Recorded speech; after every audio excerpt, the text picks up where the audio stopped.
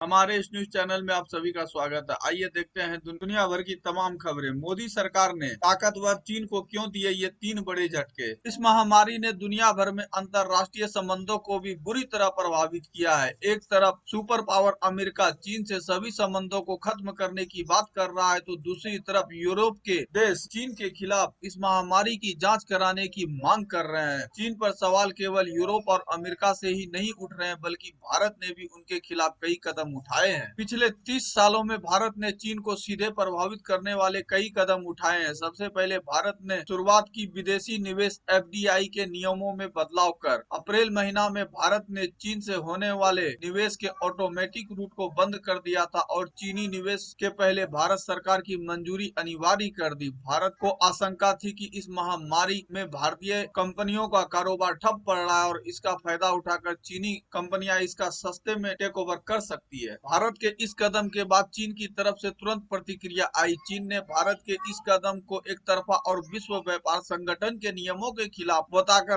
भी जताई थी। यहाँ तक कि चीनी मीडिया ने भारत को मेडिकल सप्लाई बैन करने की ही धमकी दे दी थी। चीनी सरकार के मुखपत्र ग्लोबल टाइम्स ने लिखा था, भारत मेडिकल सप्लाई के लिए काफी हद तक चीन पर निर्भर है और भारतीय कंपनियों के कथित अवसरवादी अधिग्रहण को रोकने की कोशिश इस संकट की घड़ी में भारत के लिए सप्लाई के रास्ते में ही मुश्किल खड़ी करेगी। इस महामारी के बीच चीन से कई कंपनियां अपना कारोबार समेटकर भारत आना चाह रहा है। इसे लेकर भी चीन परेशान है। भारत के वर्ल्ड फैक्ट्री बनने की रिपोर्ट्स पर चीनी मीडिया ने कहा था कि भारत चीन की जगह लेने की कोशिश कर रहा है, लेकिन वह इसमें कभी कामयाब नहीं होगा। चीन की यह चिंता उस समय जताई गई जब पिछले दिनों जर्मनी की एक जूता कंपनी ने अपनी मैन्युफैक्चरिंग यूनिट चीन से उत्तर प्रदेश शिफ्ट करने की बात कही। ग्लोबल टाइम्स ने लिखा था, उत्तर प्रदेश में चीन में मैन्युफैक्चरिंग करने वाली उन कंपनियों को जो शिफ्ट करने की योजना बना रही है, जो आकर्षित करने के लिए एक आर्थिक टास्क फोर्स का गठन बनाया है। हालांकि इस तरह के